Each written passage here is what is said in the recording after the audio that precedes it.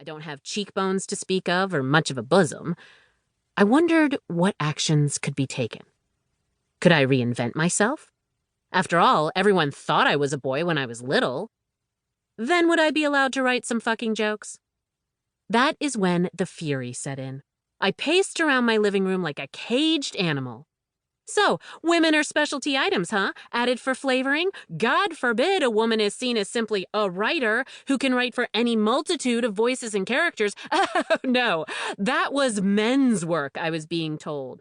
I was niche, a fancy donut in a box of regular raised, and you only get one of those in a dozen.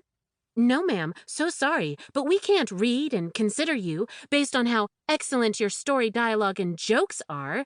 They have been eclipsed by your small but dense breasts. That moment in the exec's office was the beginning of this book. I was angry. Hell, I'm still angry.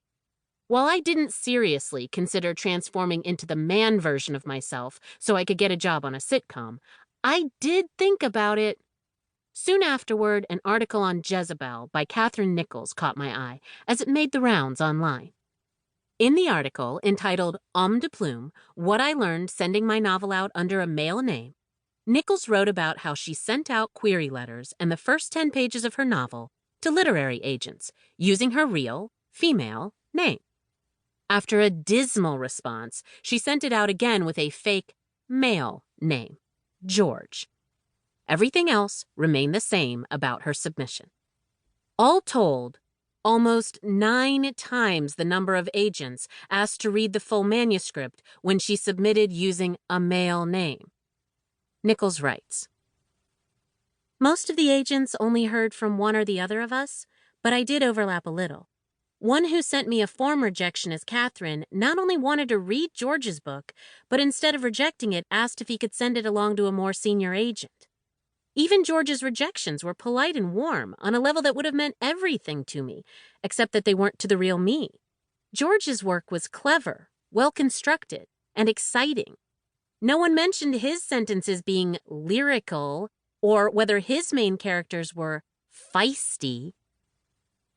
I started to think of all the women throughout history who have disguised themselves as men or adopted a male pseudonym to gain access, get ahead, survive, thrive, be listened to, be allowed to embrace their true calling, or to be taken seriously. Look, here's the thing. I will never get over the 2016 presidential election. If you are reading this in 2180 and I'm dead in the ground, I'm still not over it. And not because I'm obsessed with Hillary Clinton. It's not about Clinton. It's about me, and it's about women. We all lived through the buffoon who's never read a book, triumphing over the beyond capable woman. Don't get me wrong, even if the buffoon had lost, his numbers still would have been good, because ours is a broken country that has never addressed its original sin, much like the bodies beneath the house in the film Poltergeist. But watching the beyond capable woman lose does something to you. It burrows deep beneath your skin and settles there like a cancer.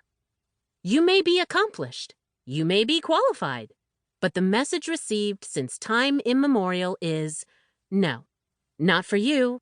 Sorry, ladies, you may be exceptional, but not for you. Some of the women in this book are trailblazers. Some are sociopaths. All are rule breakers. In fact, they are rule breakers in 2 ways. By doing the thing they were not supposed to do, and then by doing something women are definitely not supposed to do, put themselves first.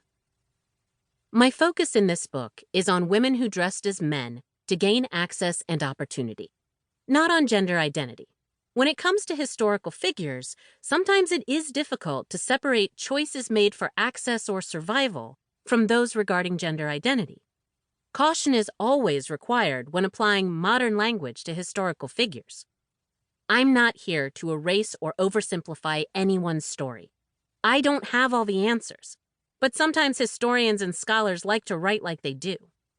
I love facts and history, but I also love questions. I live in the questions, because staying open and curious most definitely keeps you young. This book is not about gender